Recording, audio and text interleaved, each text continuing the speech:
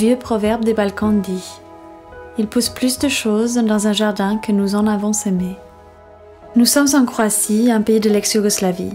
Cette région qui est habitée par un passé où l'homme lui a fait violence par sa volonté de vouloir la conquérir et la posséder.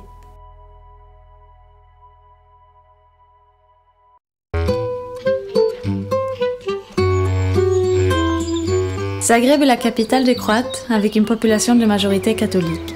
La religion est un symbole puissant dans la formation d'une nouvelle société et d'un nouveau pays. Zagreb est une ville culturelle, une ville des jeunes tournée vers l'Europe. Bientôt, Zagreb se trouvera dans l'Union européenne.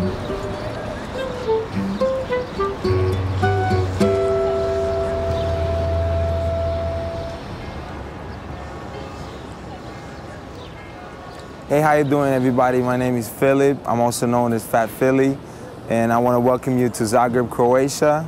And we're sitting here in front of this beautiful cathedral, which is very important in the cultural and other means of, our social life.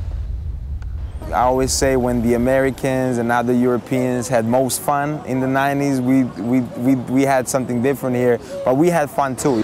I would tell you the best parties in Zagreb, people would say, was in the 90s, like during the war, we had, all the big parties were here. Everybody was just like trying to go out and forget about what was going on around us.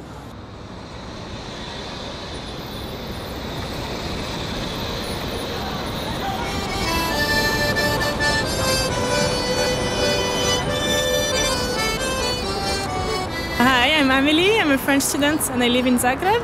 And so, can you maybe tell me some things about your country? Oh, about Croatia. Well, it's a beautiful country. I think a lot of people don't know really about what Croatia is. There are lots of prejudice about living on Balkan because there was a war here and everybody thinks that it's still on. But we developed a lot and we are very conscious about our nation and because we fought for it, so it's not that bad as everybody thinks it is. We're even very developed. We have everything that there is outside. It's just that people don't see it yet.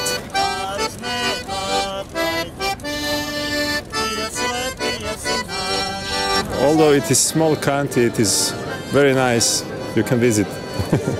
I think that in order to fight this prejudice that people have about Croatia and Balkans, they should just come and see and give us a chance.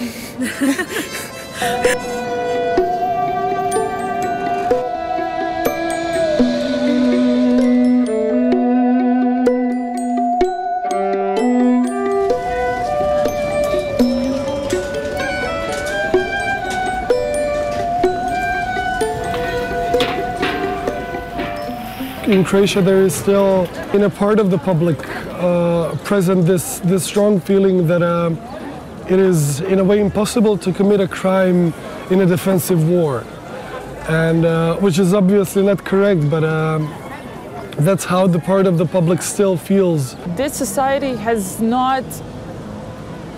did not want to open these issues or did not want to tackle the issues, the issue of its own past. The politicians are acting as they are acting just because we can. If we don't have the active citizens on the other side, then we can do whatever we think is the best. And sometimes it's not the best. My name is Marija Lugarić. I'm the member of Croatian Parliament. I was elected for the first time at the general elections in January 2000. And I have never thought of myself to being the professional politician.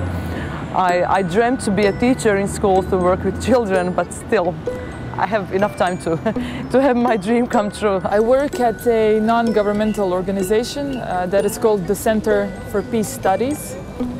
That came into being during the war in Croatia, and it was involved in the anti-war movement. I'm Mario Mažić. I study political science here in Zagreb. In the Youth Initiative for Human Rights, we believe that the only right way to really connect young people from the countries is to talk about everything and not to have taboo topics. When you go through the textbooks of what children study in school, or how history is written, or how history is portrayed, I still feel it as problematic. I think the people must understand the change that has been in my country for the past 20 years. The institutions in a way tend not to dig that much around the topics that are as politically problematic as this one. Most histories, wherever I go, are too patriotic and too grandiose. Especially in this region, we did have wars like every 50 years or so, and the facts were never established, the crimes were never investigated. It was very clear in the 90s how the nationalist politicians on any side used those conflicts before to again, in a way, feed the hatred of people towards each other. The question of the war crimes and atrocities committed during the war is what has to be raised and has been raised over the last 10 years in the wider audiences, particularly among the younger generation. We hope that once you establish facts and once all the societies really get the information, the real information about what happened, and when victims in that sense get recognition, if not satisfaction, then the society is that much healthier.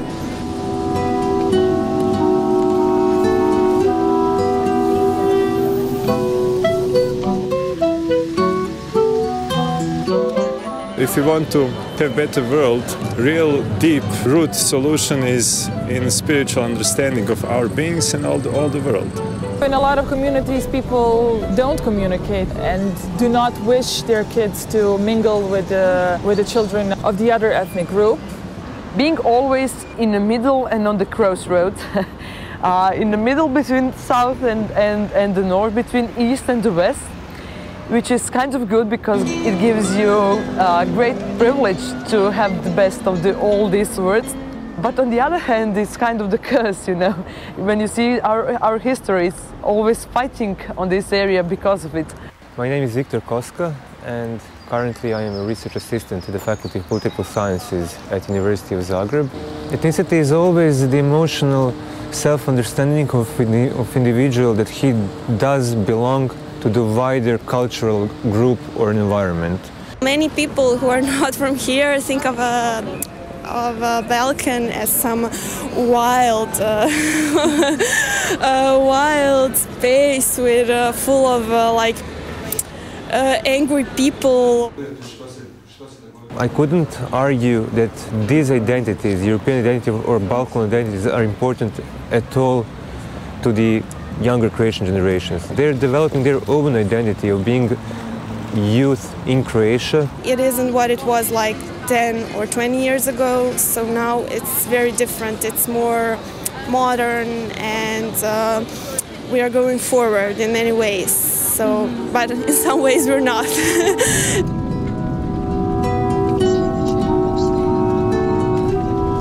There is a big problem in Croatian politics. That it was, and it still is, very difficult to attract and to keep good people, good human capital, if you want, into a political profession. The corruption is really high in the society. I don't like that. It shows that we failed in our job. My name is Branislav Vibic. I'm the chairman of the steering board of the Academy for Political Development.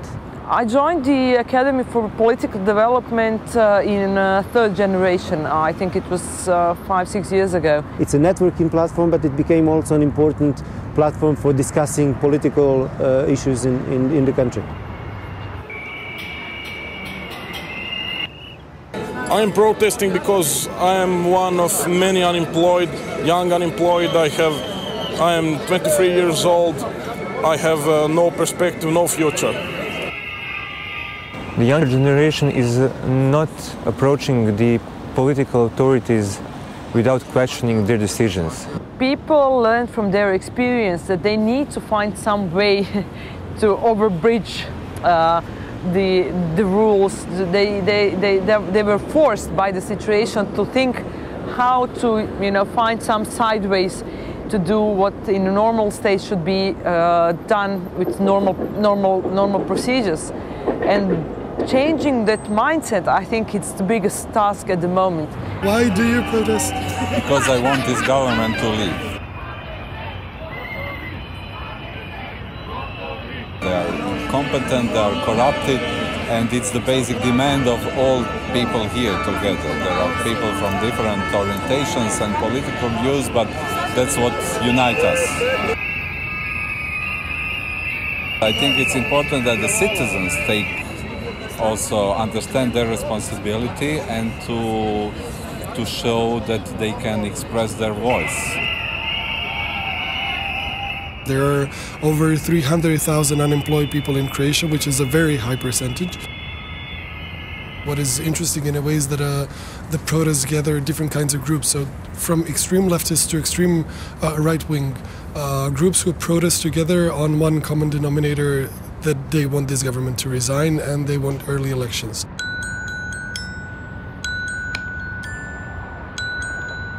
Croatian state is defined as a national state of Croatian people, meaning ethnic Croats, and other national minorities.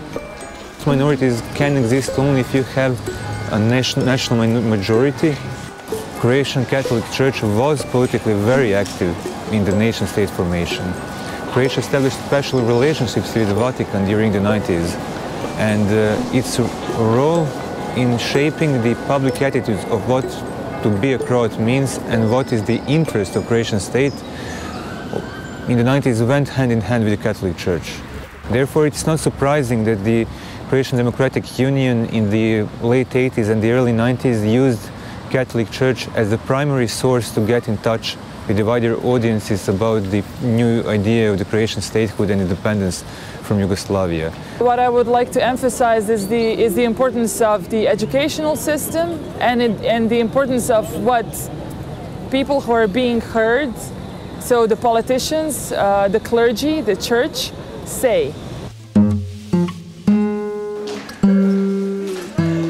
Je m'appelle Sylvain et je suis lecteur de français. En arrivant ici, j'ai tout de suite proposé un atelier de théâtre.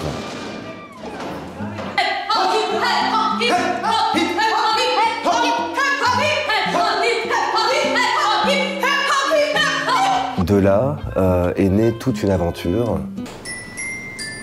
Une reine molle.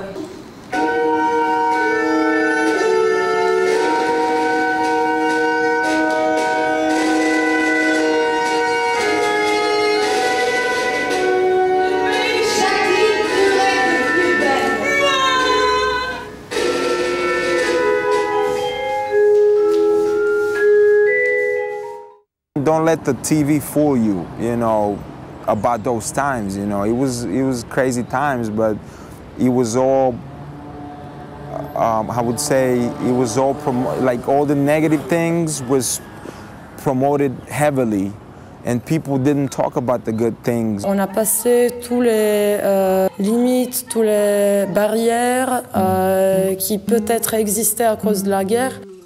I went to Macedonia in '99, and that was the first rap show ever in Macedonia. So from Macedonia, we took a van to Belgrade, and we did a big show in Belgrade, and then we took a van to come to Zagreb. So I pretty much started doing little Balkan tours. It was just tricky to go over there, especially with your car at that point, because people would see license plates, and it was just wild times, Ce que je trouve formidable avec ce théâtre et avec le festival qu'on fait à Zagreb, ça sera la 3e année, que ça sera pour la 3e fois qu'on se réunit, qu'on va réunir le pays d'ex-Yougoslavie dans un niveau artistique. Je pense qu'aujourd'hui, on peut faire des relations entre les gens et on ne peut pas être des ennemis comme les gens en Europe, je crois, pensent. On était dans la guerre, mais la guerre est passée et puis on est dans le présent. It was definitely something that broke the borders. It was definitely something that was important. exchanging CDs and recording tapes and listening to different radio. I would send my tapes all over ex-Yugoslavia. And it meant a lot for people that were, you know, in those years they couldn't get their information, they couldn't get their music. So I think we were just supplying what they needed at the time. Je crois qu'on arrive à faire passer beaucoup de choses par la culture et à rapprocher véritablement les populations. Je suis donc l'ambassadeur de France en Croatie depuis 2 ans, je m'appelle Jérôme Pasquier. Moi, ce que je voudrais qu'on retienne en Europe, c'est que nous avons un pays qui a envie d'entrer dans l'Union européenne. C'est très bien, mais c'est aussi un pays que nous avons intérêt à accueillir dans l'Union européenne. La Croatie, elle va nous apporter une dimension supplémentaire, méditerranéenne, balkanique, danubienne. C'est un pays qui a une vraie personnalité et ça enrichit l'Europe.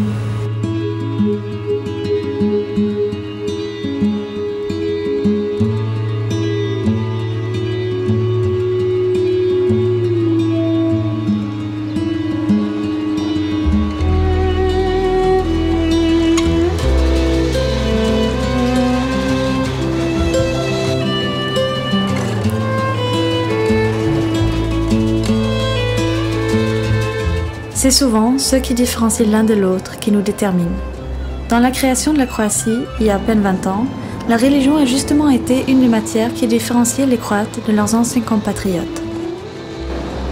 Ancien pays communiste, la Croatie est un pays en transition. Il faudra lui laisser du temps, tout comme au projet européen, du temps pour trouver son histoire et son identité, ou plutôt ses histoires et ses identités.